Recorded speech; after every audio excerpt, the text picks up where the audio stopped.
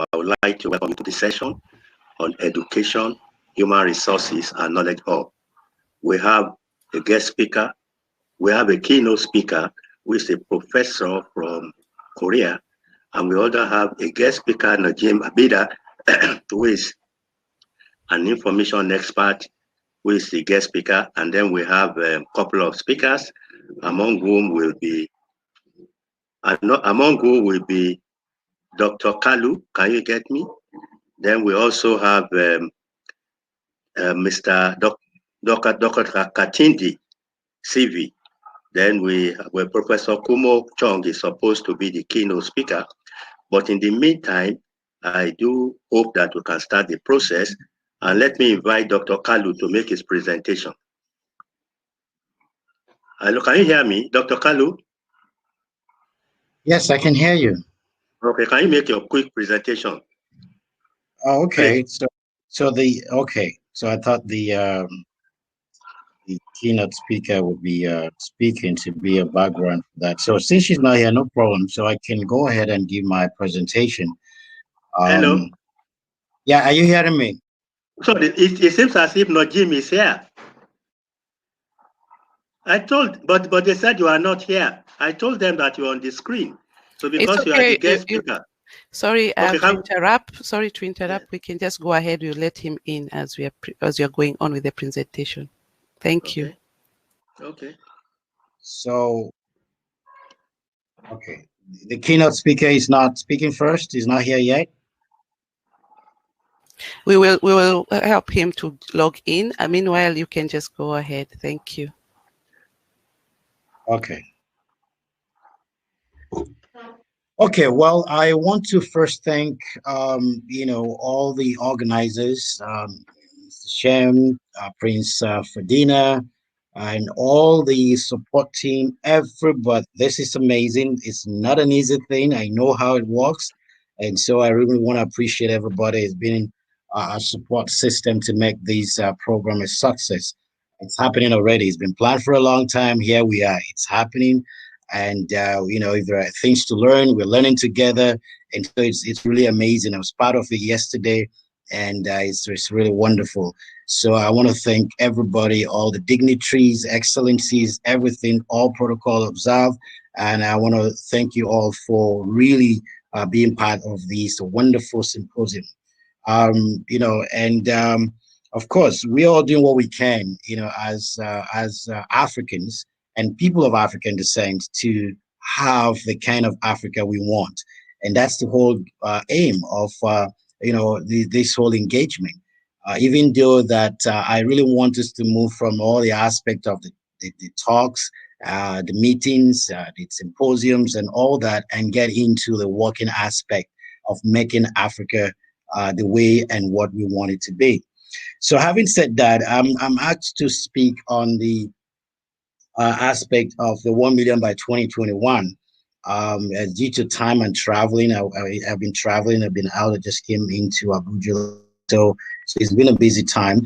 But having said that, I really wanted to talk a little bit about some of the things that we are working on, which is in line with the aspect of education, because we have the African Union Commission project in addressing the youth unemployment. As we know what's going on in the continent, that about 70% of our young people are under 35.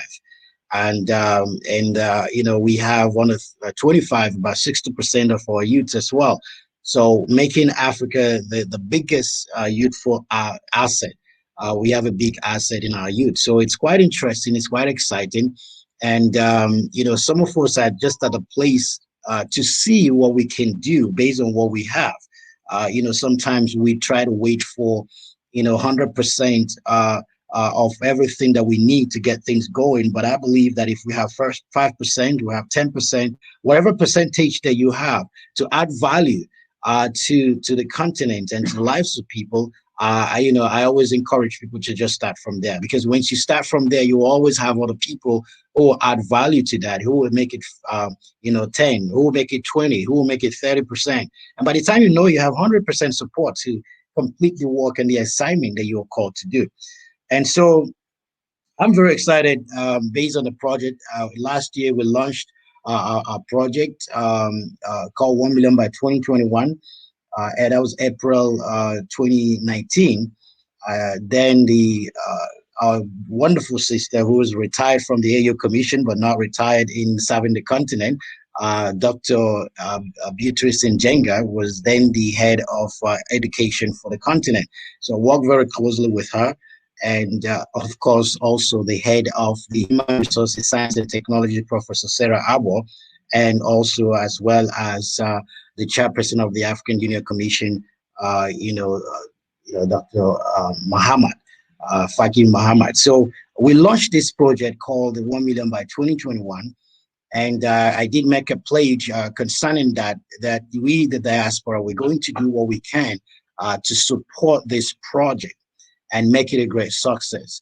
And also, I went back to North America, as I live in Canada, and got all the experts, professionals, people of African descent from the US, from Canada, from the Caribbean. We all spent 2 months together working on a way forward. Now, this project, 1 Million by 2021, is under the platform of what we call the thematic platform called the 4 E's: education, entrepreneurship, employment, and engagement. These are the 4 E's, which we call the thematic platform by which we are looking to use as a means of creating these 1 million jobs. Now, one of the things that I say to people, the governments, don't implement, they do policy. As a policy officer myself, I know, the process of governance. And so as government do policy, they work with stakeholders, service providers, whether in the civil, civil society organizations or private sectors, to be able to implement some of these projects. And so through that, Mocha consulting firm was born last year that created what I call a consortium of experts and professionals. And I hope I had wanted to share the document, which I will send later on, probably after my presentation. And so, like I said, the background is that, the continent is home for over 1.2 billion people, and in which 60% of whom fall below the age of 25. The population of Africa is projected to double by 2050 to around 2.4 billion people. That's a huge, jump there in the next few years. But Africa's youthful population continues to rise in this uncertainty over the continent's preparedness to tap this resource for economic growth. From a democratic point of view, this calls for a paradigm shift towards the recognition and support of the youths to harness the potential by building capacity for quality education and skills improvement, health and well-being, good governance, human rights and accountability, employment opportunities, leadership skills, empowerment, and entrepreneurship. This is the basis for the prioritization of youth development by the African Union Commission. And so, in my presentation, like I said, I will show there's a chart that we have there that shows these growth process, our youths and what's going on. In order to enhance, the Africa huge youth potential, the chairperson of the African Union, His Excellency Mr. Musa Faki Muhammad, launched in April 2019 the 1 Million by 2021 initiative as a demonstration of the African Union's commitment to young Africans. The initiative seeks to implement tangible interventions in the key areas of education, employment, entrepreneurship, and engagement for millions of African youths by the end of the year 2021. The initiative will bring together key continental players in the development space and the private sector to pull together resources and opportunities within a sustainable ecosystem built along collaborative and Pan-African lines. African Union 6th region Canada, which constitutes the representative network comprising the African diaspora groups based in Canada and the Americas, that's pledged to be part of the implementation process of the initiative. So to achieve these 1 million by 2021, there are 12 pathways which has been identified as drivers for the 4 E's that will facilitate the expansion of the opportunities in youth development in the continent. And these are education. Now, under education, we have models for teachers, creation of an African virtual university, skill development in various industries, teaching and training support, innovation, information technology. And then under employment, we have creating and deploying a sustainable business strategy to create a minimum of 1 million jobs by 2021 in various sectors of the local economy of these 55 countries of the African Union. Under entrepreneurship, we're looking to mobilizing and catalyzing capital growth for youth-led startups, and empowering youth with skills and practical entrepreneurship knowledge, nurturing startups by creating and managing incubation centers, mentorship program, and leadership development training. Under engagement, we're looking at developing and facilitating physical and digital skills transfer hubs, internship, apprenticeship, and exchange programs. Now, just a little background about the African Union 6th region, because, we are the place where it's not just, like I said, it's not the talks and the programs. We actually have a lot of projects that we are doing across the continent. And, we are encouraging diasporans to engage in the social economic development of the continent. So the diaspora was constituted as the 6th region in 2003 to encourage the participation of people of African origin outside the continent. The African Union Commission, through its Citizenship and Diaspora Directorate, has instituted a program of regional consultative conference. Through this mechanism, CEDO, which is Citizen of Diaspora Directorate, has established and is supporting a growing number of AU-affiliated diaspora networks around the world, including in the Caribbean, Canada, Australia, and Europe. As part of the implementation of the program of action from the Global African Diaspora Summit held in Johannesburg, South Africa, on 25th of May 2012, with specific reference to the operationalization of action item under political cooperation, CEDO officially inaugurated the 6th region. And so, the AU 6th mission is to galvanize and mobilize, the people of African descent, like I said, for the social economic development of Africa and all people of African descent. Now, MOCA being created as a consulting firm, that's a consortium of professionals and experts of African descent who are excited and willing. Most of them are right now in the continent. Some have been in Kenya creating jobs, people like Macha Dixon. We have Roderick in Rwanda, and we have so many of our members of the MOCA consortium that are all over the place, giving support, and building bridges between the diaspora and the continent. MOCA has been retained by the African Union 6th region as a consulting firm to manage and coordinate the work of all the stakeholders and partners involved in the implementation of the proposed strategy. MOCA is a consulting and strategy firm dedicated to help transform businesses, organizations, institutions across the world into vigorous, agile, and strong organizations that anticipate the unpredictable, adapt rapidly to disruption, and outcompete the rivals. Now, all that is to say that, there is a pool of support team globally from the diaspora that are willing to support in the aspect of the job creation. Now, in moving forward, we presented a plan to the African Union Commission as a way forward on how we can, create these 1 million jobs. And so here's our value proposition. To achieve the 1 plus 1 million by 2021. Now, why we call it 1 plus 1 million is that since the 6th region is part of the regional economic community of the African continent, which is the 6th region,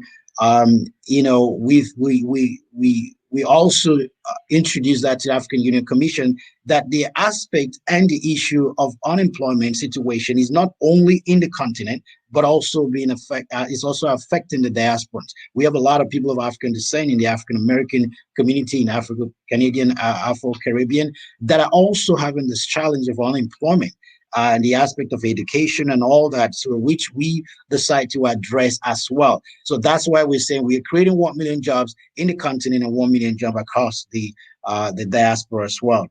And so having said that, we officially launched the other one, the Diaspora 1 million, and the implementation strategy called 1+1 million by 2021 in Toronto in October 11 to 13, 2019, during the International Diaspora Summit, which we call the Lead Africa campaign. And so we had the privilege and the honor to have the Commissioner of Human Resources, Science and Technology, who is also responsible for education and the youth, Professor Sarah Abo, who officially launched this in Toronto, Canada.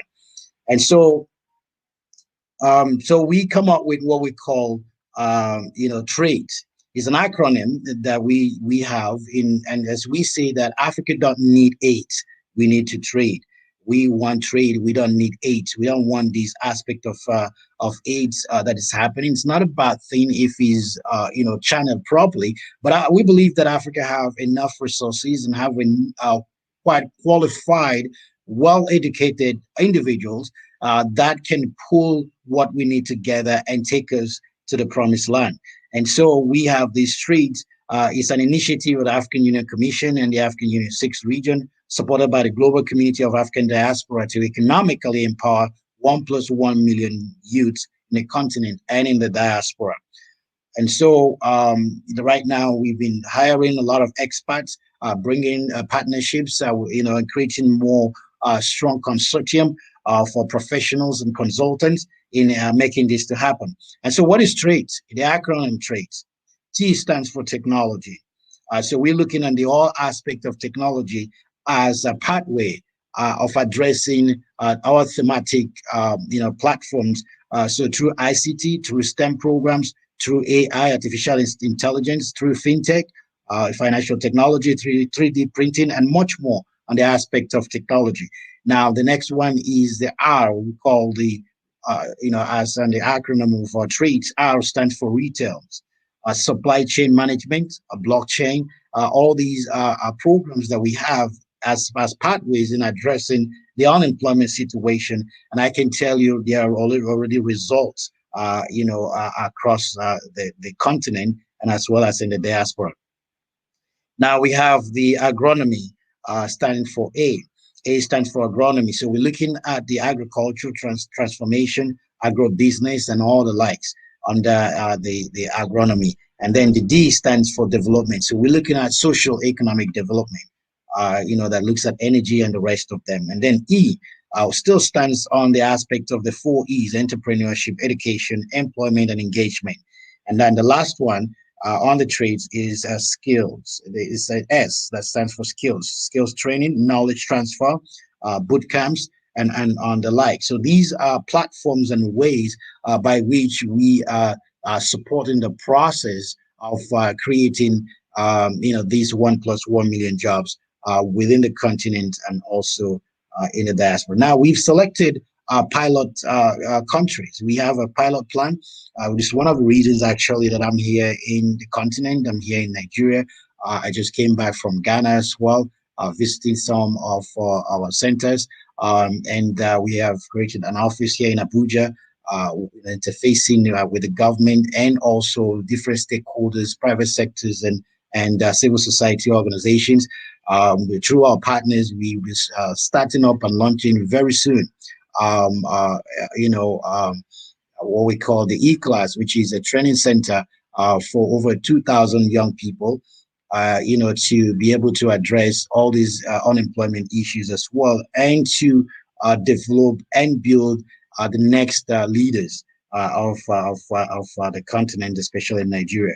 And so we've selected some of these countries as pilot countries where we also already have, our diasporans in these countries, some of Congo, Brazzaville, Kinshasa, Senegal, Ivory Coast, Cameroon, and Morocco, some of the areas, especially from the Francophone area. And then the Anglophone, we have Nigeria, Ghana, Kenya, Mozambique, and Gambia that we are choosing as pilot countries. But there are also other countries, as we speak with the leadership of those countries, that are also showing more interest for us to work with them.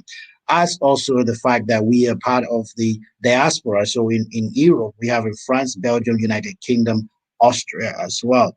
In North America, we have in Canada and the US, as a part of countries, and we have some states that we've selected, like Ontario, Quebec, British Columbia, and Canada, and Atlanta, New York, in the U.S. And so, so these targets, it's in the aspect of a full spectrum on the 4 E's, as we said, helping. It's a whole system. Not only, even though we are focused on the youth, 13 years to 35. It's our key focus. But at the same time, we know that an ecosystem is a holistic program by which you need everybody to be able to support the program. So we have programs for the parents who are to help, the youth in the process. And so there is a room for everybody, and there is something for everybody to do.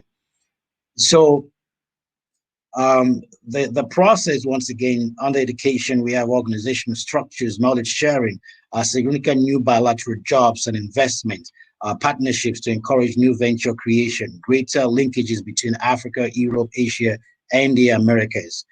We have the B2B, B2C industry to university and people to people.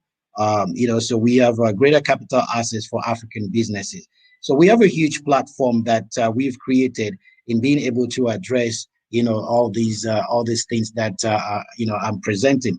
So right now, some of the ways, like I said, it's not just about the presentation, it's not about the talks, is practical things that we're doing. Some of the things we're doing here in Nigeria is that we've been able to identify stakeholders, because we believe that one of the quickest way is to in the aspect of building capacity and expansion.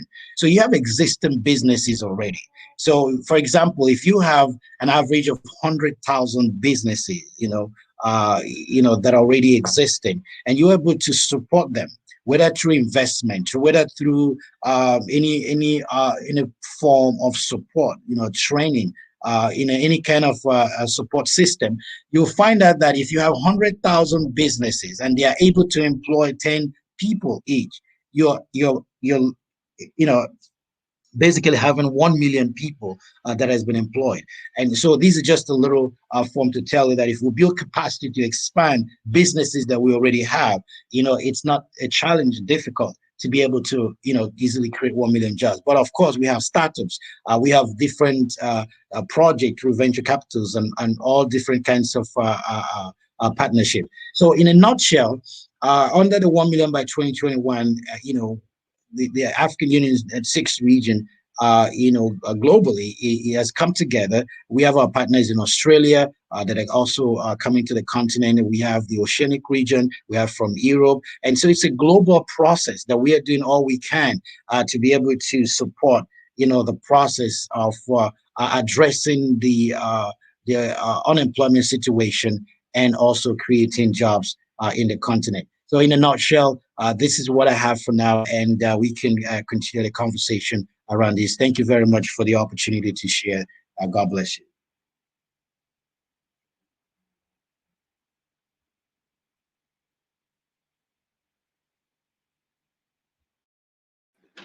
Hello, Joy. Okay, do you have Najim in the no, house? we haven't managed, but you can continue. Yes. To get him. Okay, can I quickly make a quick presentation in order to save our time? I think the first I need to congratulate Macaulay for a brilliant paper, and I also need to emphasize the point that we share most of the points that you make, and you will see that in my presentation, these are things that will be coming out. So I need to quickly make this presentation, and also let us move forward. My presentation is Transforming Africa to a Knowledge Economy and Knowledge Society, the role of diaspora. Because of the time, I'll just quickly go on with just summarize some of the issues. One is the principle of knowledge. I think there are four people that have itemized there are a lot of people that globally that have talked extensively on the concept of knowledge. I think one of them is Professor Savage, who emphasized the point that in an age that we are now, we move from ecosystem to ecosystem. And we need to consider volatility, uncertainty, complexity, ambiguity. Also, the famous late professor and expert on management has also emphasized that, Peter Drucker. He emphasized that the key thing in everything that we are doing is knowledge, that we can have all the raw materials, and that has been proved by what companies like Singapore and others have done. There is also a statement by the Nigerian President Buhari, who calls for knowledge sharing among nations during the COVID-19. And in my presentation at a global basis, and where I had to address the global experts on knowledge management, I did emphasize that we must develop knowledge environment that support knowledge-based development. So that basically talks about the concept of knowledge, because knowledge is the key that we need to address.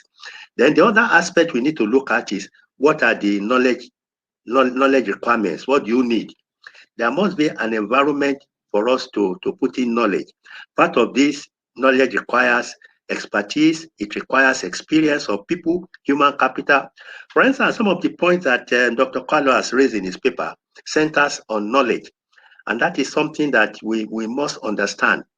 And we also need to look at, when you talk about knowledge, what aspect of knowledge are we looking at? We have to look at education. We also have to look at people, because people is the center of what we are talking about. So knowledge requires commitment by all of us in terms of what we have.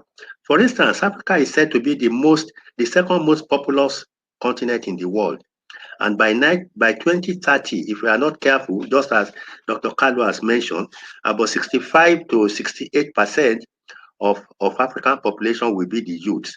So what then do we need? So it is an urgent need for us to start by reviewing knowledge, by seeing knowledge as a major catalyst to develop, and education as a tool for building human capital, sustainable development, and advancement of human society.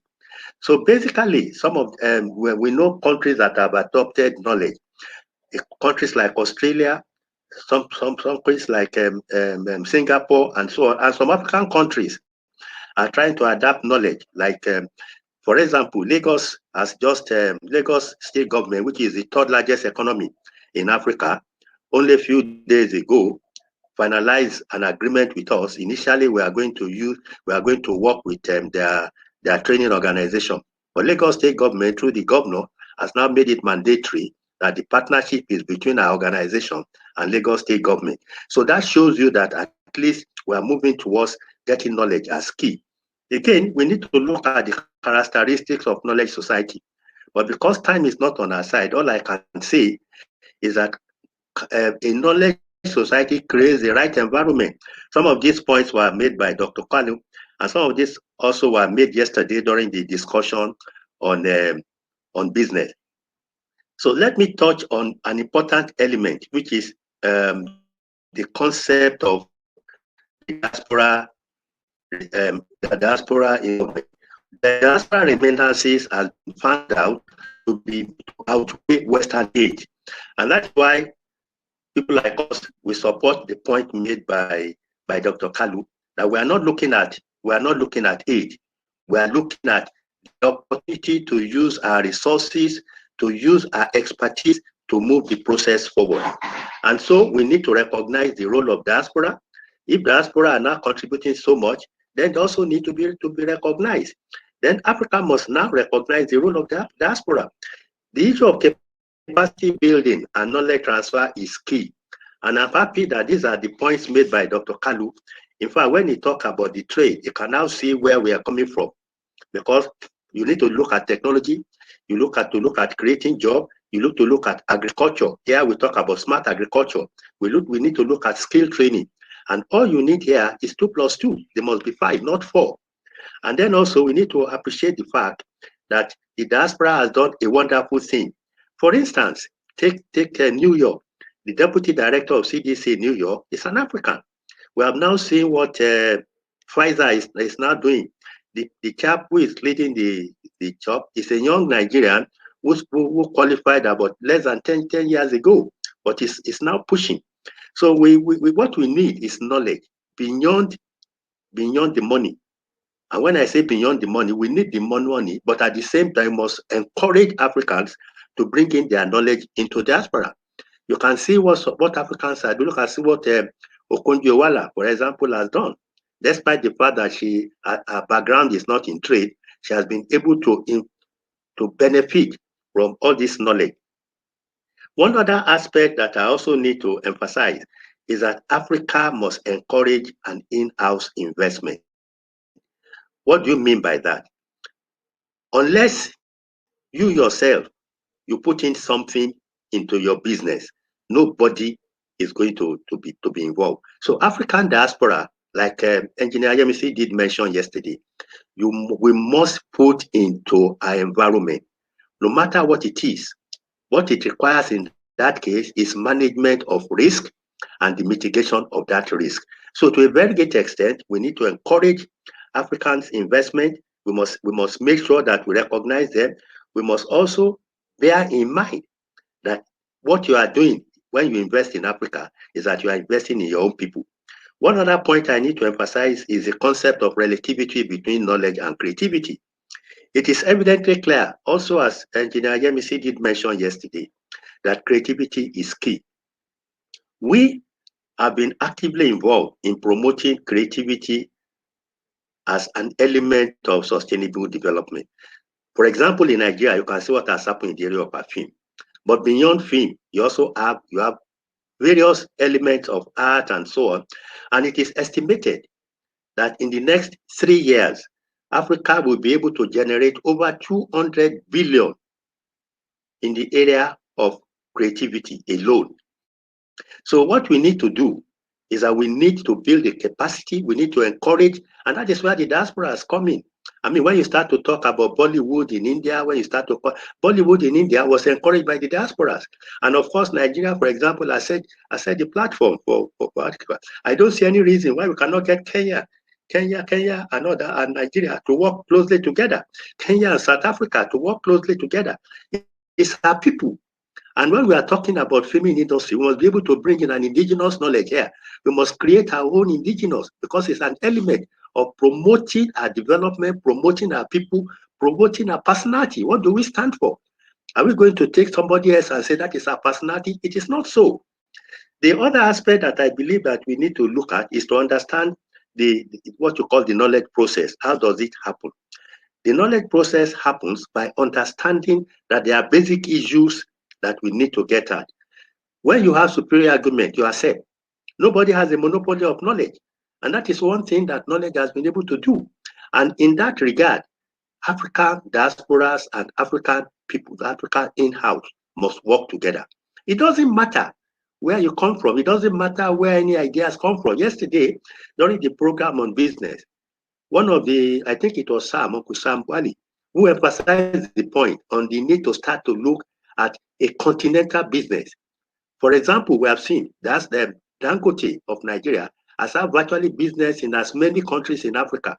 And if you can develop that, even whether it's small or so on, it will go a long way in creating jobs. So we need to encourage our own people to be able to do this. And also in this regard, we must say ourselves as partners in development. Business sector, private sector, development organizations, we must all work together as partners in development, because the center of what we are doing is enhancement of human personality. Our people must be able to have an enhanced livelihood. We must, at the end of the day, if people do not matter, then what are you? You can be the richest in the world, but then when you go, what do you leave behind? So we must have what we call the concept of purpose-driven. One other point that I need to also share with you is what we have done in Nigeria. We have been able to establish what we call a role where we have to bring together the diasporas and Nigerians in building what we call knowledge for development initiative. Knowledge development initiative is a vehicle where Nigerians and diaspora can collaborate with each other in the area of knowledge, in the area of business, in the area of trade, in the area of entrepreneurship, in the area of skill training. And I give you a simple example.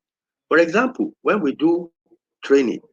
We can bring anybody from anywhere in the world to be on that panel. And that advantage that we have is that today, one thing that coronavirus has done to us is the importance of technology, and that is what we are doing. One other aspect that I must not forget, if not I'll get my head chopped off, is that one of the areas that we are looking at is the role of women. We found out that women constitute almost 50% of development, and we are not using them. So we need to find a way of how do we build in women. We have started a program that is called Women and Development Initiative. And I can tell you from what we have seen, in fact, we have had to bring in some people. I remember bringing in a woman whom I'm sure Dr. Kanu will know. She was the president of National Council of Women's Society and the mother of one prominent Nigerian chief executive in the bank. We are now bringing her in. The idea is this: we want them to share their experience, because we ask them, when you go, all these things that you have, what will happen? Because the state we find ourselves today is that the young people don't think of family values. All they are interested in is, let me make the money. If you make the money, after that, what next? So to us, these are challenges that we must face. And in conclusion, let me emphasize the point that diasporans must appreciate that the knowledge they have, if it is not transferred to others, if it is not used as a tool for development, if it is also not used to enhance the sustainable living of our people, then we can as well say to them, it's a knowledge wasted. I pray that we don't waste our knowledge. I pray that all of us must get something done. And in conclusion, I would like to state that the role of diaspora is so important in the development of Africa. Knowledge is the heart of development. We must put in place a machinery, if possible through African Union and other agencies, to give political recognition to the diasporans. The diasporan organization on their whole must play active role in all the different agencies, and they must also be involved in policy. They must invest in people. They must involve in the structure. They must also involve in the policy. If you are just a football observer or you are just a spectator, you cannot influence what the referee is doing. You cannot influence what the team managers are doing. So our responsibility as diasporans, as Africans, is to work as a team and to ensure that we build the sustainable, we enhance the sustainable livelihood of our people. It is then history can remember us for what we have done. I thank you very much.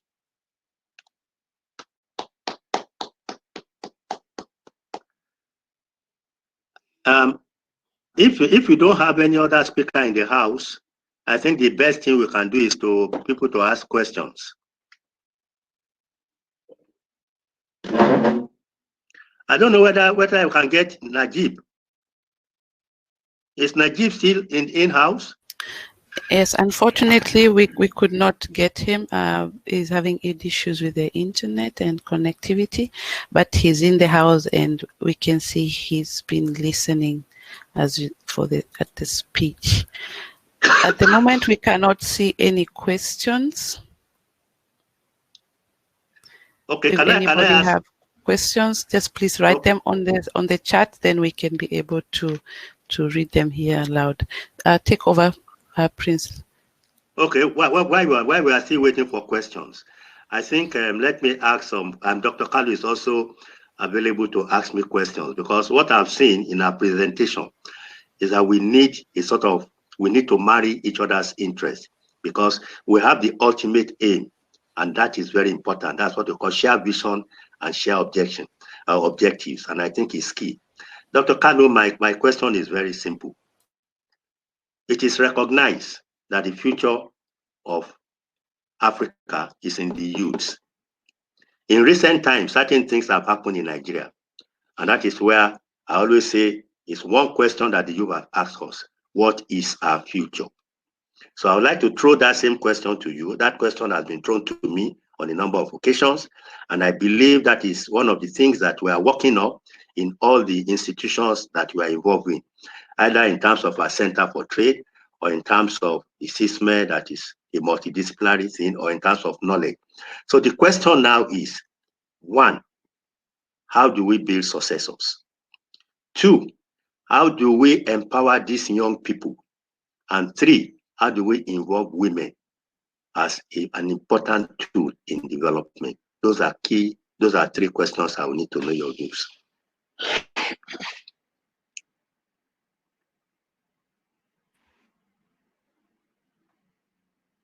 Can you hear me?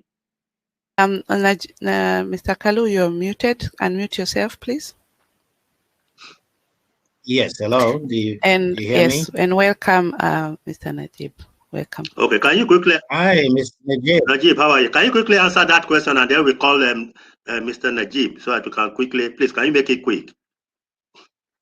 Well, first of all, I want to thank you for your presentation. And based on your question, starting from the last one, women, we call them the womb of the nation. You can't do anything without women. And when you talk about the young people or the youth, they spend more time with the mothers. And so a support to the women is a support to our young people as well. And even in anything they want to do, they always, in most cases, talk with their mothers before they can get into anything. And so, yes, there is for us as in the diaspora, I heard what you said, and that's why me as a diaspora myself, there's a lot we are doing in investing and engaging in the support system. So yes, on the aspect of the women, yes, we are doing all that we can to support the women to be able to even help in supporting our youth. So investing in women is very key. The aspect of protection for women is very important in the equality situation and all that, empowerment programs and all that. So there's a lot that we are doing, which, like you said, there's a lot we can marry together. And I believe that this is an opportunity for us to talk and share based on the activities that we are all doing and see how we can synergize the process, in moving forward. So yes, we are supporting women. We believe that empowering women is empowering the nation. On the aspect of our youth, like I said, we have our programs being with our stakeholders, private sectors, non-profit. And I mentioned to you some of the things that we're doing. We have investors right now that are putting into startups. We have investors that are helping us in the aspect of entrepreneurship program. There's a lot that we are doing. One of our consultants in Kenya has been able to create not less than 1,000 jobs in a very short period of time in Kenya, through, the aspect of poetry, and in animal husbandry and all that. So there are a few practical things that we're doing that are actually helping us to reach the goal that we want. Now, the aspect of sustainability is the aspect of engagement. I always say you can't change a system outside of the system. So for us to sustain something, it means that we need to train the next generation of leaders, and get them involved now. We keep saying that our youth are they are the leaders of tomorrow. They are the leaders of today and tomorrow, and so we need to, to sustain a program. You need the people who you need to be part of the system now to understand that system. And one of the key ways that I talk about is the aspect of policy. And you mentioned it. I'm a policy person, and people don't understand that policy governs basically everything, the legislation and all that. And so to sustain a program, you need to build a sustainable, to have a successful program is a sustainable program that you need to build in, so that people who are there before can mentor, teach, and coach, the next generation or whoever that is coming in, so that whatever we are doing in the aspect of leadership, in the aspect of education, in the aspect of entrepreneurship, in the aspect of employment or engagement, can continue, and there will be a sustainable approach. And so basically there's more to it, but because of time, these are my submissions for now. Thank you. Thank you very much. Since we have Najib in the house, I think it's important that we hear from Najib. It's unfortunate that he's not been able to get in much earlier. Najib, please. We lost him again, and he's trying to join. He's trying to join again. Just give him a few minutes. Okay. Okay, Macaulay, I think you are free to ask questions. I don't want to throw you into the wind. I'm saying I put you on the box. I just wanted to know, based on, in the measuring aspect, for example, I mean, I just gave you, for example, in Kenya, we've done some things from this, on this perspective. In a short period of time, we created 1,000 jobs there. We have partners. Oh my God. It's from there.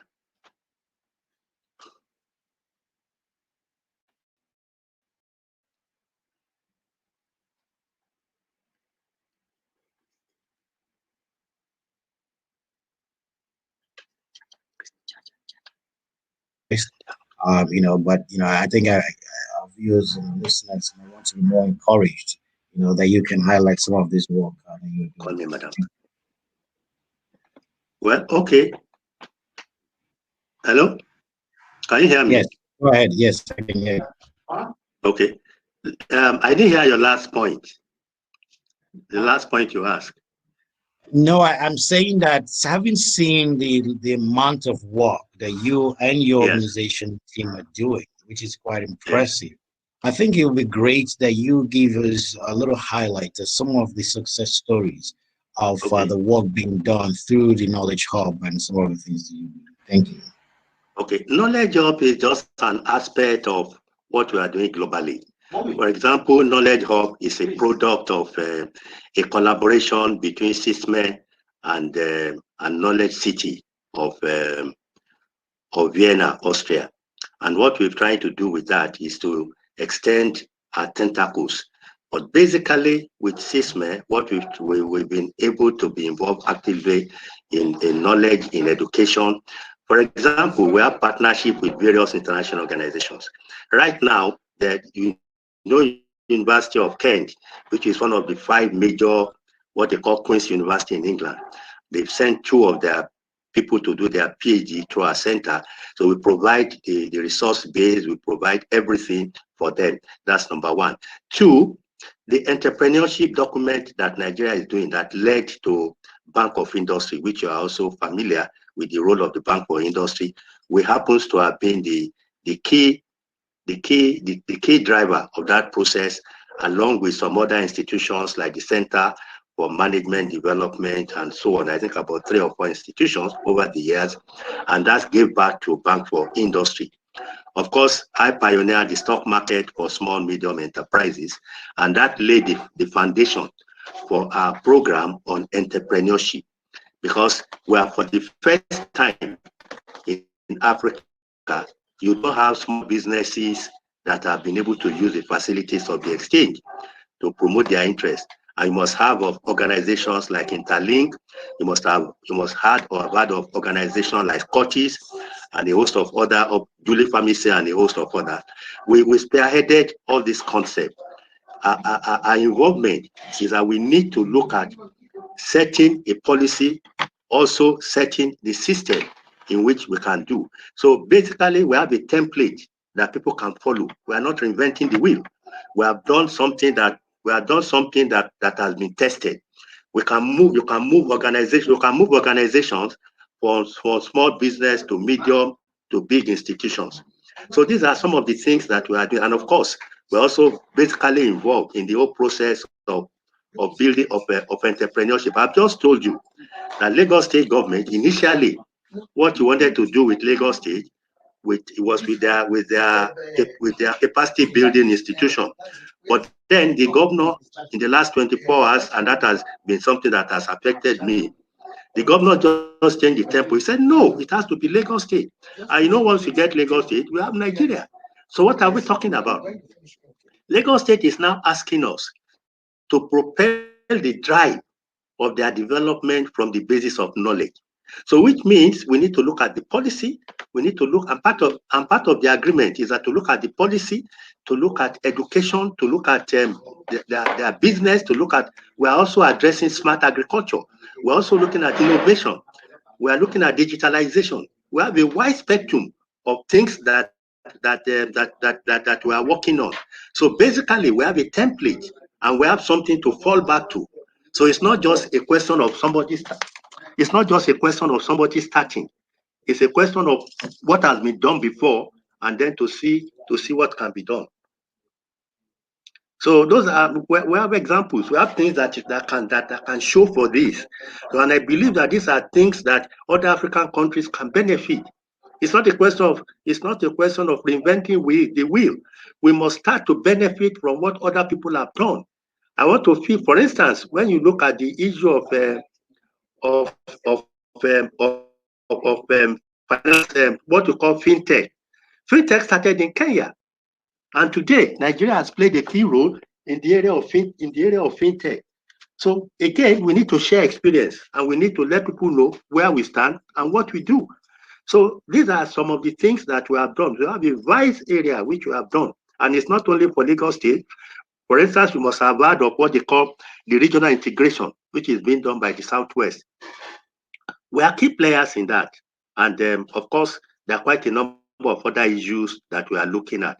So it's not just Lagos, it's not just Southwest, it's also general. And of course, our own experience in the commodity market. We have the privilege of being the consultant to Nigerian government on setting up the commodity exchange, of setting up the stock exchange in Abuja. So in terms of the development, we are involved in the totality, what we call the total concept of development. So we have a history. We know where we are coming from, we know where we are, and we know where we are going. And one advantage that we have is that we have built institutional framework.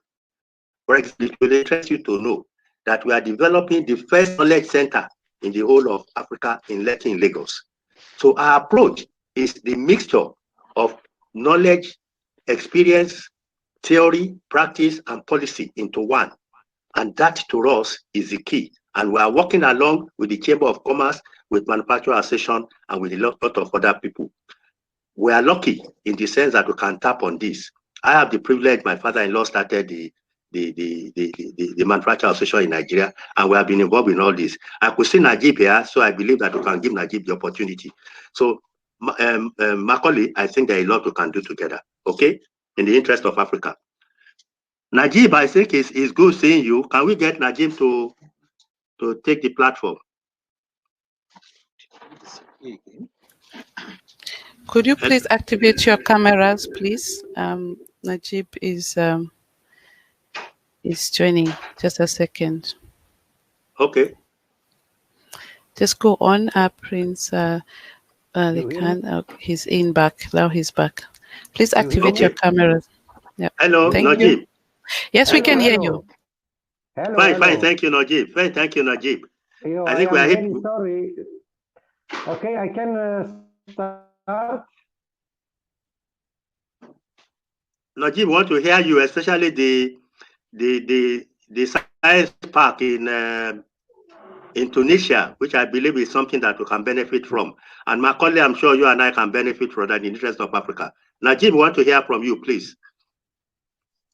Okay, thank you very much. Dear honorable guests, brothers and sisters, hello Africa, hello Nairobi. I'm very happy to be with you. Let me share a little bit. First of all, let me thank you all, and thanks so much, Shem. It started when I knew Shem in 1991 to introduce internet in Africa, then in different countries. And after a while, I was on research activities, and then I jumped into the science park. So I am very happy to share with you all my experience in terms of science park. 20 years ago, we started the first techno park in Tunisia, which was IT oriented, with the small incubator at that time. And now we are more than 15,000 people. And in this first techno park, and then we experienced 10 techno parks in Tunisia, which is region and sector-oriented technopark. So if the region is well known with the textile, then the science park gonna be on the textile issue. And the main idea, how to put in the same place activities related to the sector, but with addition value. So how to bring synergy between the research, university, and the private sector. And the main thing that we did, that we create step by step. Hello, do you hear me? Yes? You don't hear me?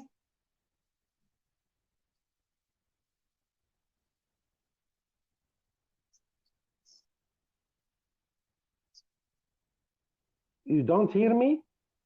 I do hear you. Go ahead. So, I hear you. Go ahead.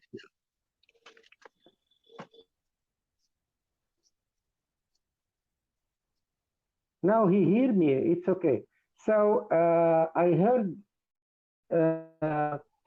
So you don't see me, just you hear me.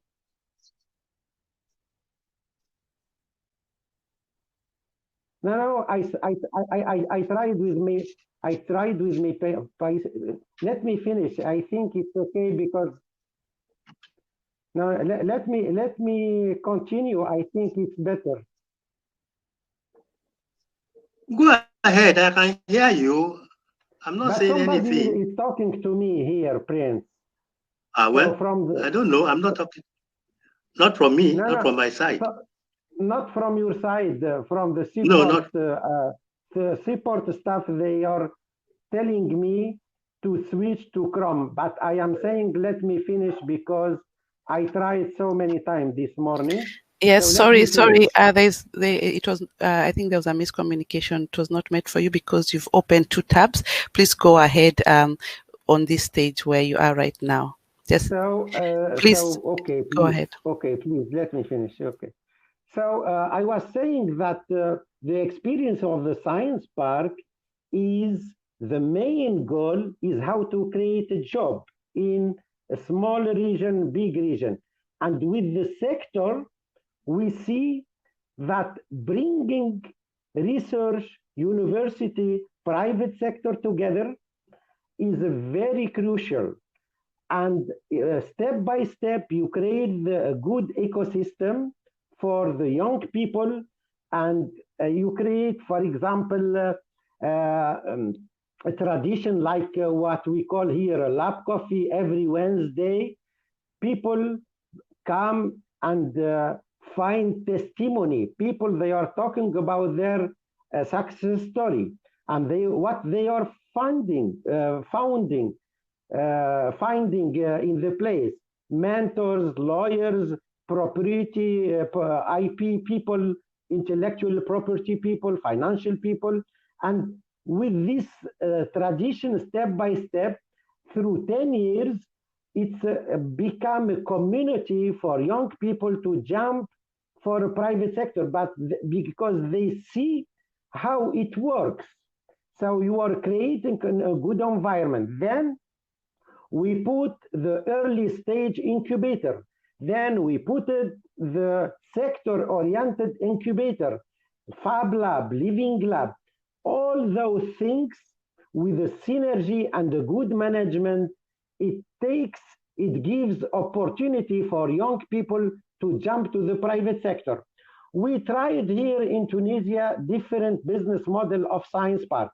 The first one was completely governmental, and it was good, but it could be better. Then we tried the PPP, the private-public partnership business model in a science park. So the public sector put money, then the private sector with a very good dosage between public and the private, and we have to choose the strategic partners in the both sides to succeed with the PPP partnership, public-private sector. And then we tried this business model, how to manage a science park with a private sector, because you have the university inside the techno park. We have both public university, but private public university also, and it gives a very big dynamic in the region. So the main thing that step by step you create a tradition in the territory, and you highlight the sector where there is a lot of company, because if the sector is on steel industry, then you put these people with the university and labs dealing with this sector, and then you can create addition value. So the main idea, do we want in our region to be just classical economic, just continuing to produce tomatoes and potatoes, or do we want, of course we need potatoes and but we need also knowledge based with addition value services. That's why a reflection since 10 years was how to fix our talent in our region. And the output was, we have to create jobs with addition value, with a good salary. This is the way to fix talents people. Let me talk about Sfax Technopark. Is the second biggest city in Tunisia, Sfax.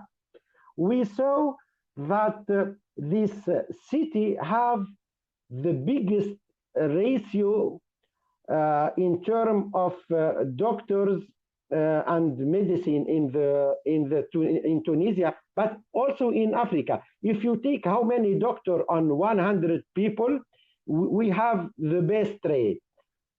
And then the governor, the chamber of commerce leader, the president of the university, those people meet 2-3 times a week to think what kind of activity and image we have to give for this city. That's why today, after many years, the city have a very nice cluster on terms of health tech, because there is a lot of private clinics, a lot of people who are creating small medicines.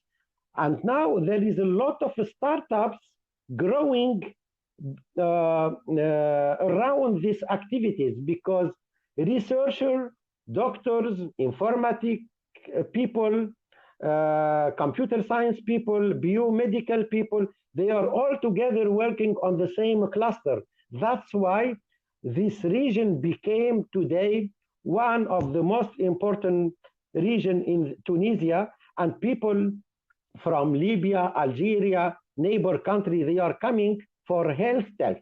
Tunisia is a very touristic country, but today the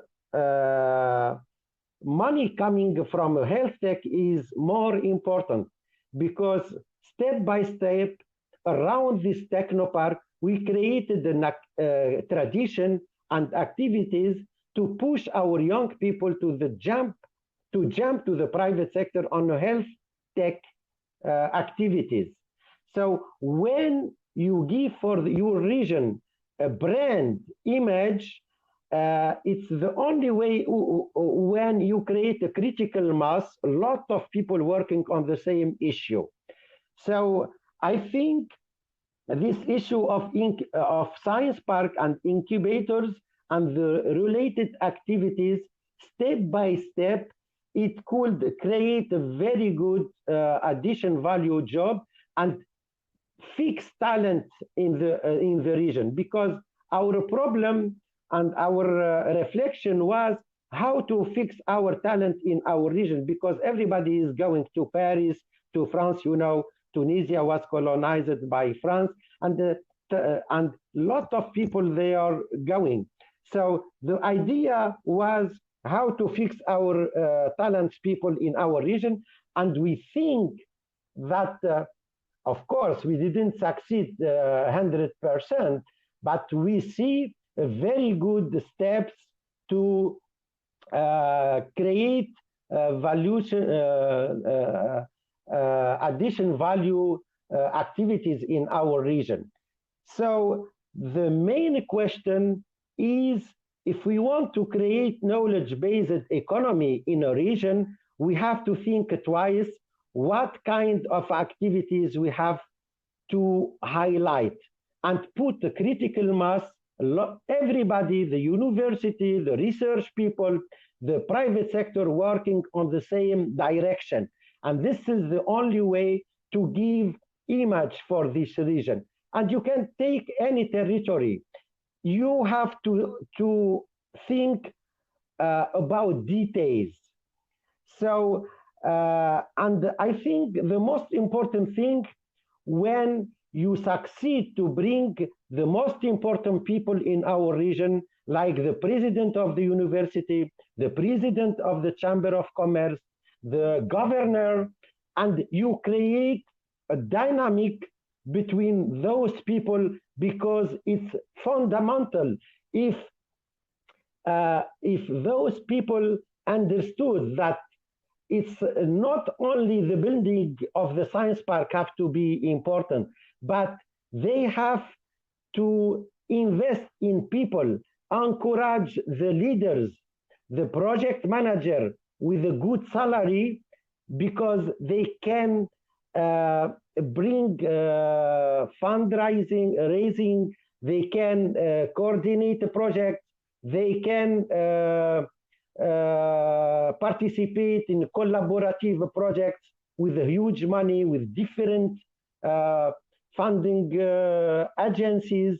So I think in my experience in different Arab countries and some African countries, the problem is also that we are not investing in people.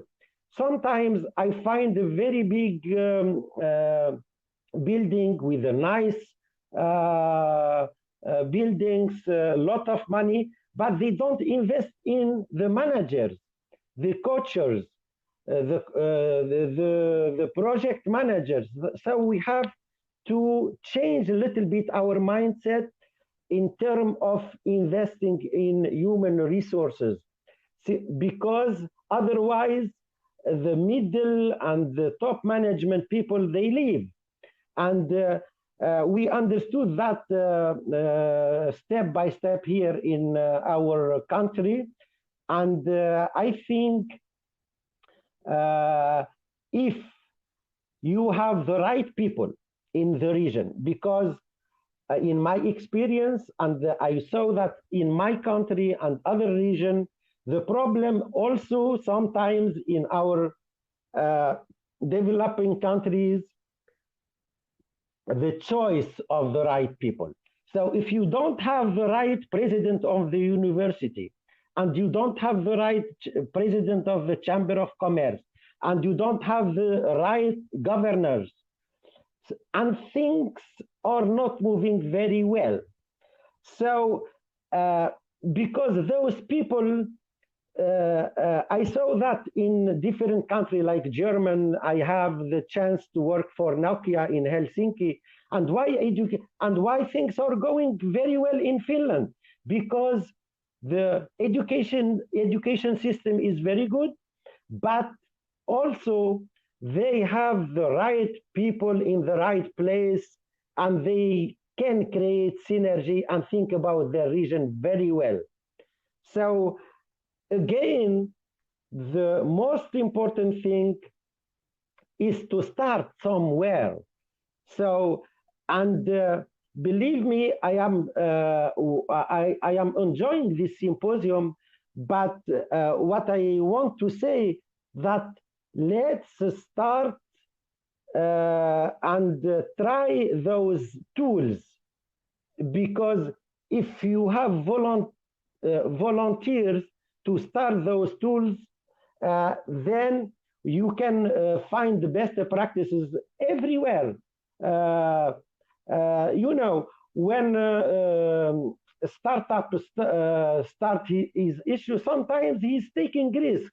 He can succeed, he cannot. Now we can do the same thing. So let's start in some region what I am talking about. And at least if you find the right people, I am sure that step by step you can succeed and you adjust. But the most important thing is to think about, if you don't have even a science park, you can create an incubator, technology transfer, and create tradition to bring all people together. But again, the heart of a science park or a success of an incubator is the good university. Look at Silicon Valley. If you don't have Stanford University, you cannot have this good Silicon Valley or the research triangle in North Carolina. They have the biggest PhD concentration in the world. And the reflection was, let's push private sector beside the research triangle. And then you can have miracles and you can have the innovation. The innovation, it doesn't come just like this. The innovation, it's coming when private sector, laboratories, research, university, they can work together.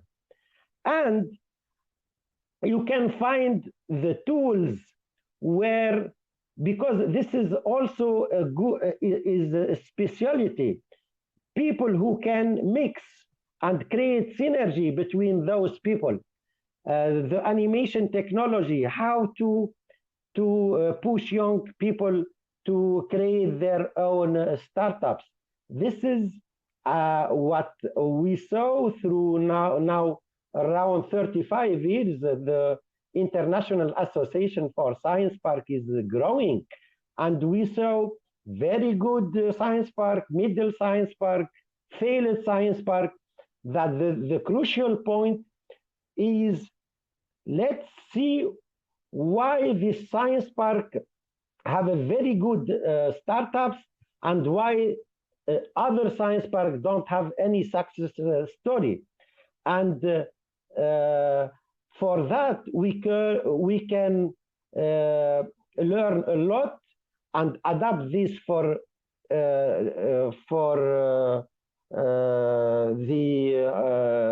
any country, because what you can do in Finland or in Korea, you cannot do it exactly in Tunisia or in Nigeria, but you can adapt it.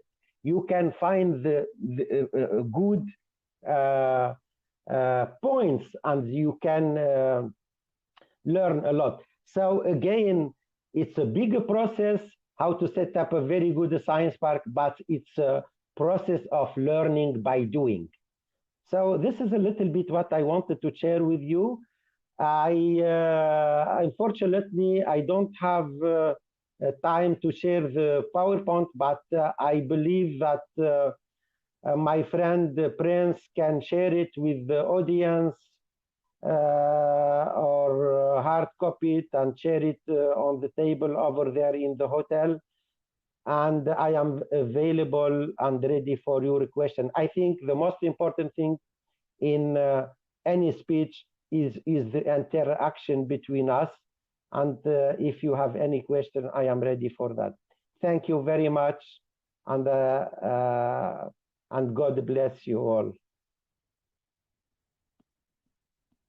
Please, we are open for questions and people are free to ask questions. Najim, let me ask you one question. Yes. How do we involve the process of collaboration, integration, and putting to test what you have been able to achieve in Tunisia, in other parts of Africa? Yes. So concretely, I was asked to let me take some example. Yes. 6 or 1 year ago, before the COVID, maybe 1.5 years ago, I was asked from Islamic Bank to share the best practice what we have done in Tunisia in Pakistan.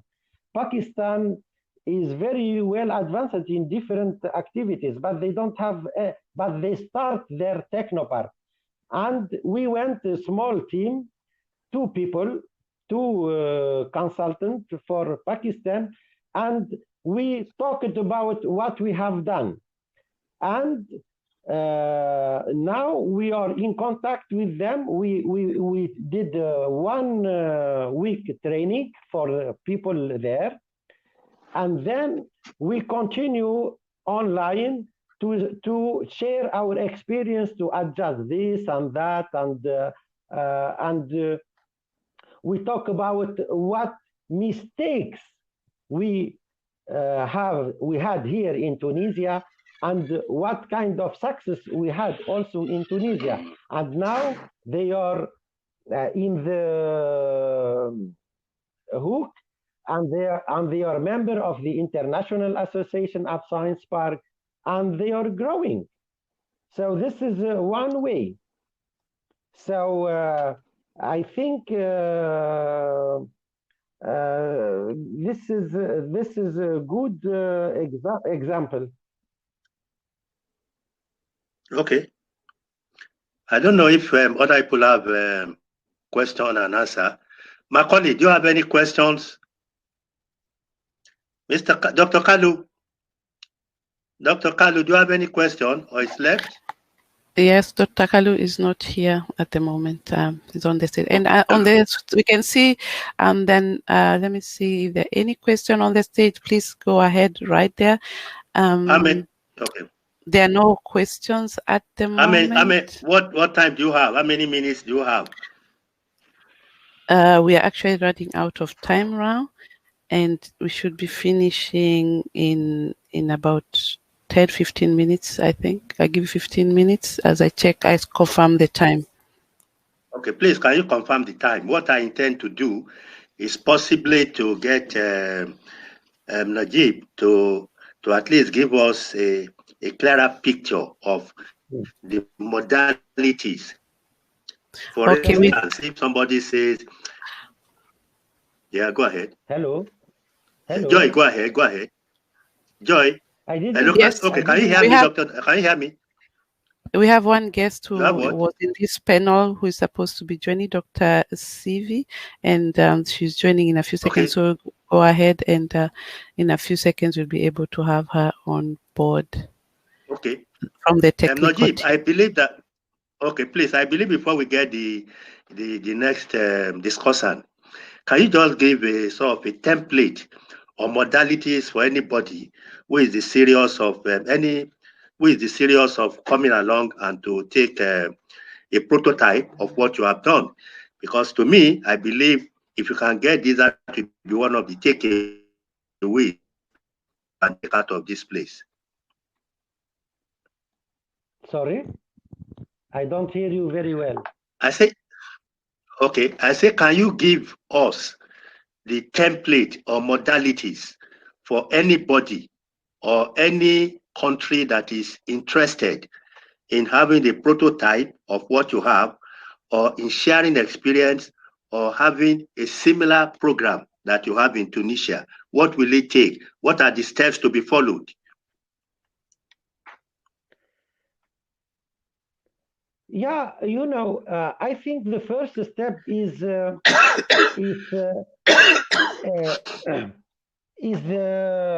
I don't know, do you want, if somebody wants to set up this dynamic in his territory, then there is a decision to bring people, because we learned the same thing. I had 15 years ago, I had a Canadian coach with me 3 years here. So I think the best way is to have people with you, but also to connect to the International Association of Science Park. They have a good example to succeed. The template to set up a science park it's about, of course, money to create this dynamic, but also is more decision makers in the territory between those people that I was talking about, the university, the chamber of commerce, the private. If you have a champion, one businessman who want to push things, and then things will be very good. I know Skolkovo Science Park is around Moscow in Russia. One businessman, he pushed the government, the governor, the president of university to create the same thing what they have, what he saw in Finland. And you understand me? So he organized a big conference.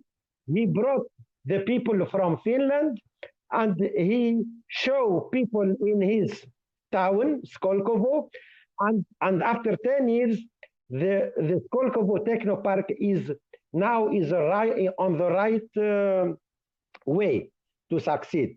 So this is also a kind of template, if you want, because the most important thing is to start somehow.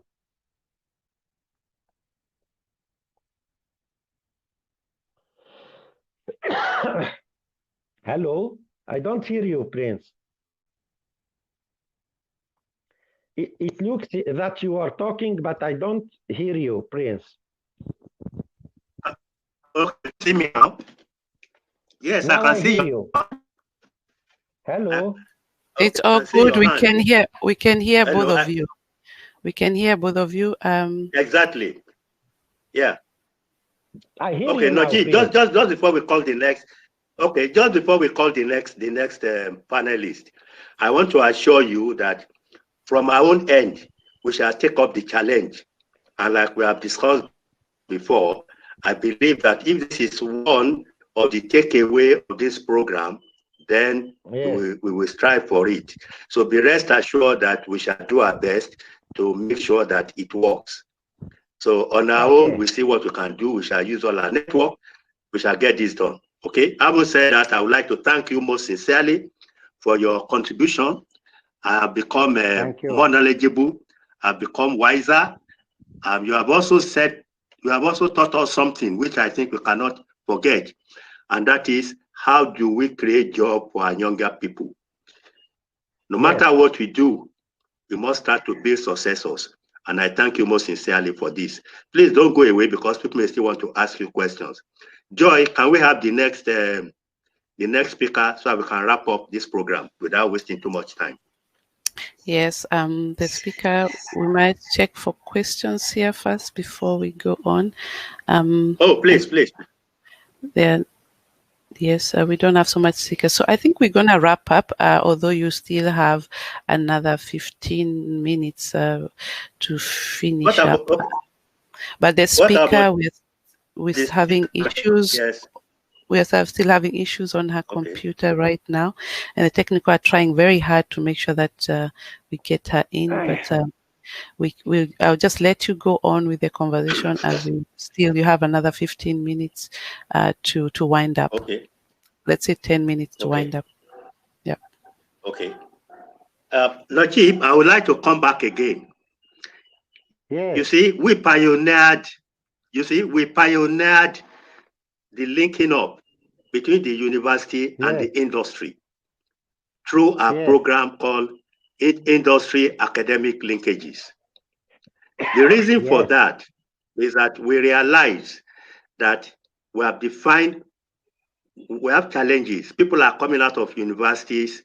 One, there is no enough money or facilities for government to employ them. Two, in some cases, people go to university. because the parents or the family wanted them to be lawyers or to be doctors. The third aspect is that people have different interests. Some are creative. I mean, I remember that one of the greatest African writers, Cyprian Ekwensi, happens to be a pharmacist. And throughout his life, he was writing books, must have written well over 100 books, which were used in schools and so on. So my question then is, in the light of the challenges we have, people are asking, education for what? Is it education for job creation? Is it education to be administrators? Is it education to serve the society in any angle? My question is, how do we integrate all this into our job, into our education, into our knowledge, and then to address the social malaise? Because if we are not careful, we have a huge number of people unemployed, and we must address it. These are our future. We cannot, like Dr. Kalu said, we all say, oh, these are the future of tomorrow. What about today? Anybody who is going to be the future tomorrow, you must train them. Look, I have had the privilege in my younger days to be voted most outstanding young person in Lagos State, most outstanding young Nigerian. And then I got an award from JC many years ago for my contribution to knowledge, to energy are concerned in those days. Now I move ahead to other areas. So my concern is, how can we, one, as organization, when I talk about organization, what is linking us now is African Diaspora Alliance. But organizations can only be moved and be developed by people. People who have shared vision, who have shared goals, shared objectives. And it appears to me that listening to you and from our discussion, we all have this shared vision. What can we do to achieve this? Najib, can you hear me? What can we do to achieve this? Thank you very much. It's very, very... Yes, it's very, thank you. It's a very important question. So the same thing in Tunisia, I don't know if you know that this country with the first President Bourguiba, he's very well known that he pushed the education and the healthcare. So today, Tunisia have a lot of engineers and doctors, and sometimes in some fields where there is no job, a lot of literature, doctors, geographic, history, etc. And now inside the Technopark, we have created some training center where we can convert them to the market-based programs. So people who learn English and they have some software skills, they can learn new jobs, new career. And what is motivating them? Because when people come in the Technopark, they saw a lot of companies like Alcatel, Nokia, Ericsson, etc. And he knows that when he go for 1, 2, 3 years of training, even if he put money in this, he guaranteed the job because he saw different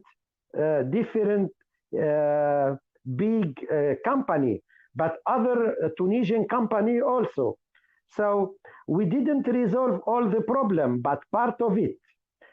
For the long term, if we talk about 2050 and 2060, I think every country have to do its own diagnostic on which market you're gonna attack, and then you have to reorganize your education inside the high school, the university, to respond for the market. and not only giving diploma.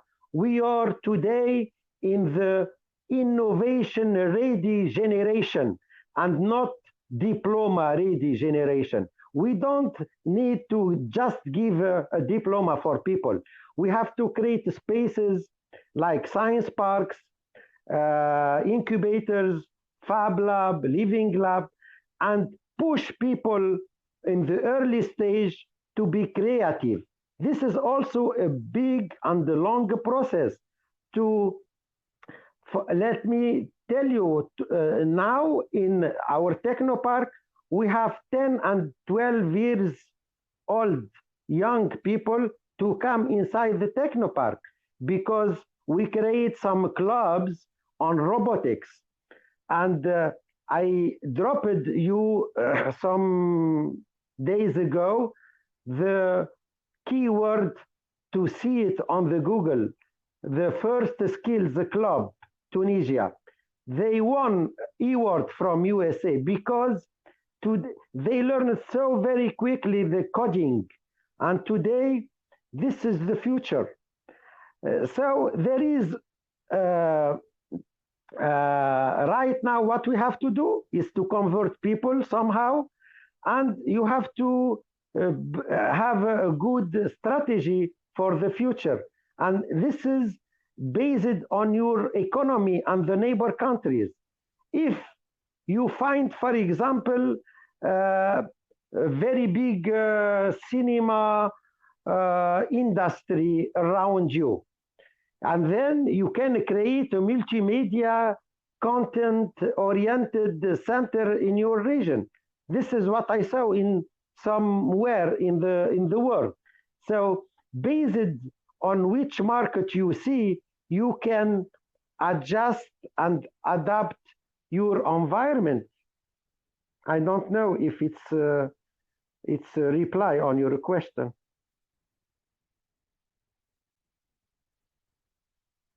I think you have replied, and I would like to thank you for your contributions, but I would like you to stay so that when we invite our next panelist, Dr. Sivi, we'd like to welcome you. I think, can you hear me? We'd like to welcome you. Yes, I can hear you very well. And I believe that you have heard what, yes, I believe you have heard what can you hear me? Your interest is in the area of future. Yes, I can hear you. Your interest is in the area of future work.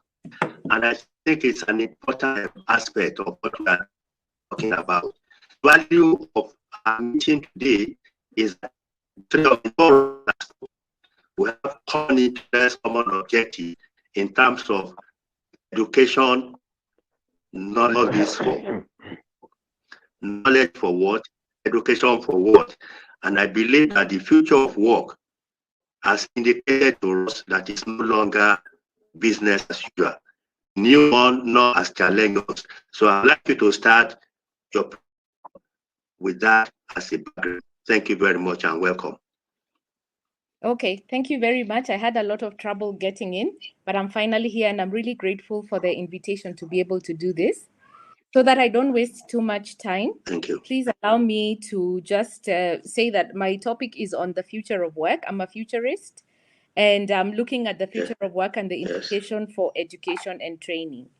And just so that I get on to the point, I think the first point I would like to make is the fact that one of the things that the education system needs to put into account is the fact that there's a changing context of learning. And I think the education system has not evolved as soon or as quickly as possible in order to be able to align to these changes. When I talk about the context of learning, I think about the different ages that we are living in. So if you think about the pre-modern agrarian period, basically the society was organized around family. And of course, there was a way of working.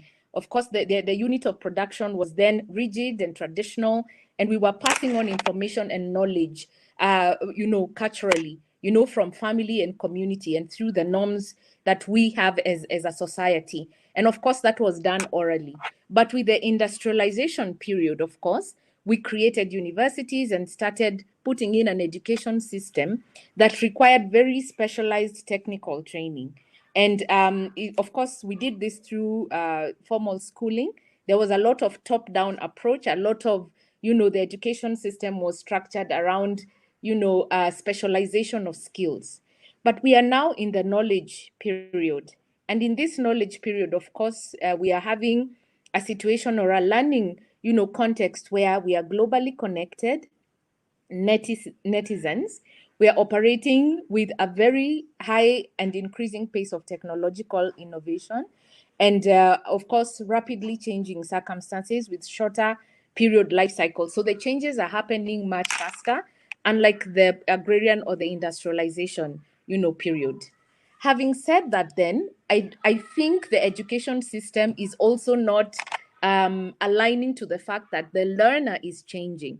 So we have an education system that worked extremely well during the industrialization period and, prepared, a lot of us in that to be able to work in that period. The issue then is that now you have this learner, this young people, whether you want the people we are all talking about in this session that we are preparing work for and, preparing education for, but I don't think we have taken a step back to ask ourselves, what is the context or what is the learner looking like? Because they are very different from the learner that was there in the industrial period. And this learner that we are preparing for, first of all, is a screen addict. And I say that their attention span is, even if we are living in the knowledge era, where there's so much information, the attention span and absorption skill is actually 240 characters, okay? They are constantly communicating, but they are socially inept netizens.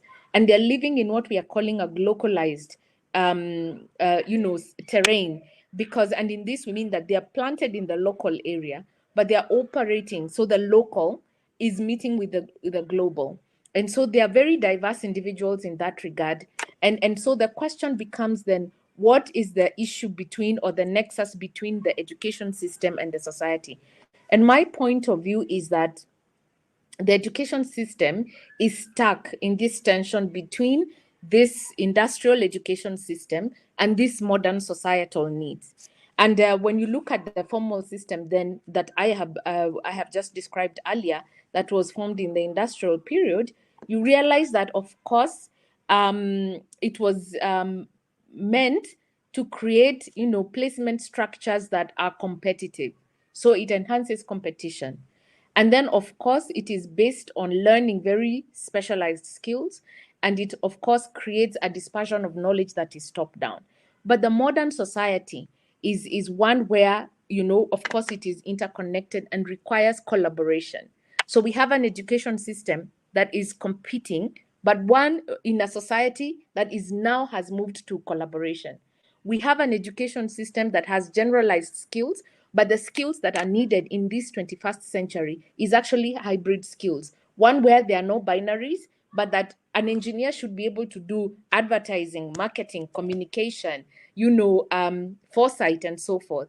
And then you have, of course, a system that where the younger people that are supposed to be taught are also knowledge creators. And so rather than have that top-down approach, you need to, in a sense, have a system that is able to help people co-create knowledge. And so that tension is something that I think we are not unpacking very well, even as we design, whether it is, our first speaker talked about the pathways that they are using on trade, I think, technology and research and development and, education and all that they are doing. But the question becomes, to what extent are we unpacking these tensions so that those pathways are actually speaking to some of these tensions?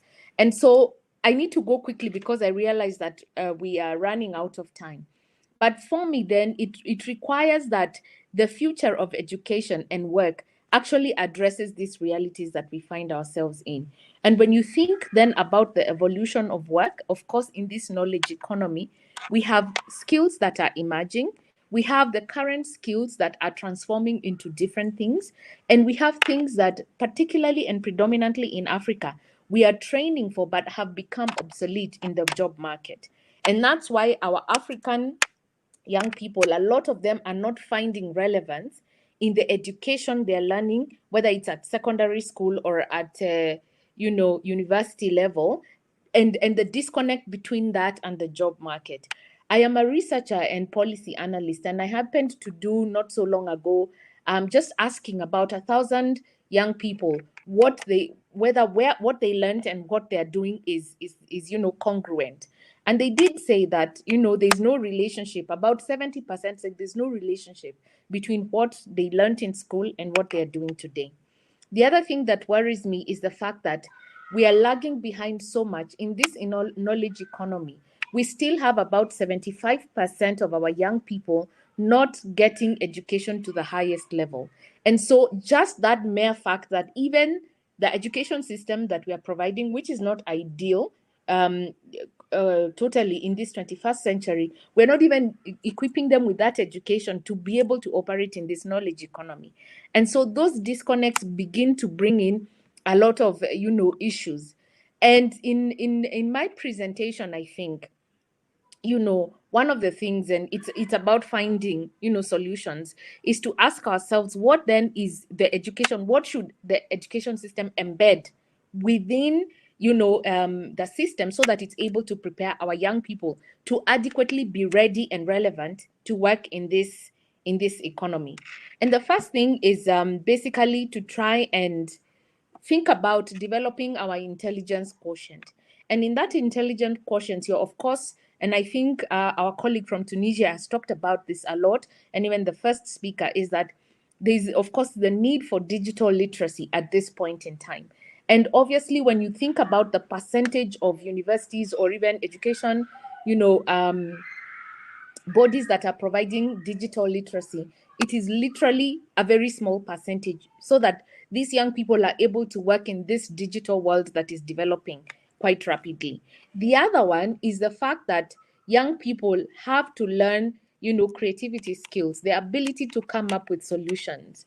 And one of the things that is a big deterrent in our education system is the fact that we are teaching our children what to learn, but not how to learn. And this creativity skills is a skill that enables young people to just get out there and find solutions with the knowledge that they have. And so we need to be embedding that ability for students to learn and to create, so that they are able to survive in the 21st century. The other intelligence that we need to be able to build is this social quotient. The fact that they are living in a global economy requires that they are able to, work effectively across cultures.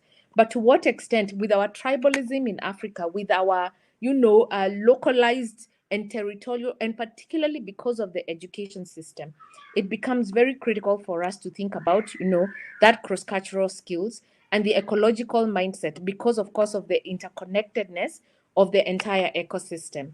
And then we are thinking about, the ability to learn because of the knowledge that is being provided, the ability to keep learning so that you're able to, in a sense, provide new solutions to the emerging problems that are there. The emotional intelligence, because the world is becoming much more complex. How do you then connect all this and make sense out of it, and also be empathetic to other people? And lastly, I think the ability for adversity. The fact that the world we are living in has so many changes and disruptions, COVID being one of them, and we are seeing what that is doing to the mental health of young people. So the question about attention management, concentration, awareness, to be able to cope with information overload, complex systems, and constant change.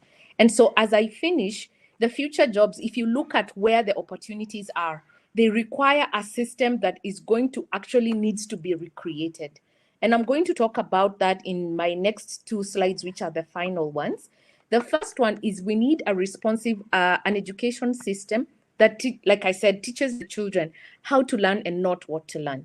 It needs to enable students to adapt to that constant change and uncertainty. We need a system that enables collaboration rather than competition, and one that enables students and teachers to co-create, so that, and these basically we are fostering democratization of learning rather than bureaucratic ideation. Yes, and then we need to encourage Hello. Hello, do it yourself learning. Hello. Can you hear me? Yes. Hello. Yes. Hello. Eh? Yeah. So I'm on my last It's not, slide. you can't even hear at all. Okay. Hello, maybe somebody has muted me. No, please, we are at the end of the session. Please wind up, and we can hear you well. Yes, I'm on my last slide. I'm on my last slide, yes. And I'm saying that we need to create a hybrid curriculum because life is multi-sectoral. And so this idea of doing binary education, like, you know, a department of engineering or sociology is no longer viable. The fact that we need a 360-degree, you know, education system where, yes, you get students to learn, students to actually be able. Please wrap up. Please wrap up. Okay, time to be able to, you know, to do practical sessions and so forth, but also to be able to have a value-based approach to education. That is going to be very important. And that's my humble submission on the nexus between the future of work and education. And that system is not yet created. And I think it calls upon us as people who are doing education and policy to just take a pause and ask ourselves, what can we do to be able to create this system? Thank you very much.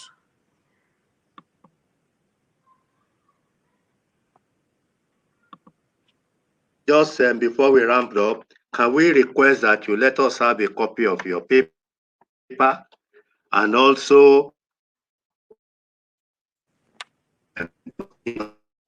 to have questions with it. Please, all those things that I mentioned, how can we share that experience with other African countries? I think the important thing is we need to communicate with each other.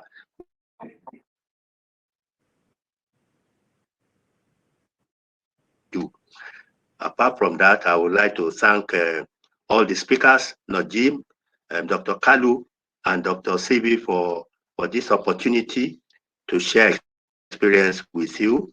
It's been quite enriching. It's been very useful.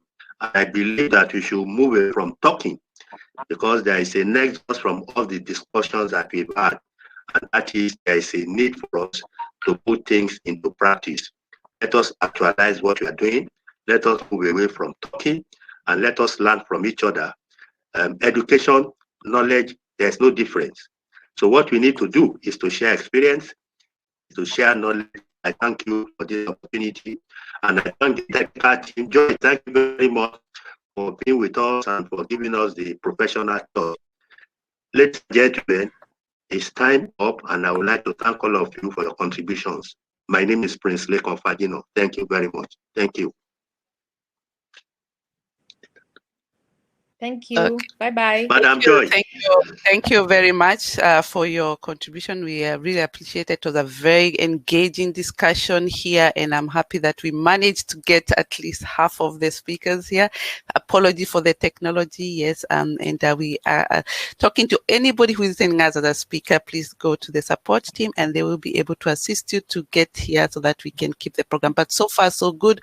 Well done, and I wish you a lovely day. And as we go on with the next session.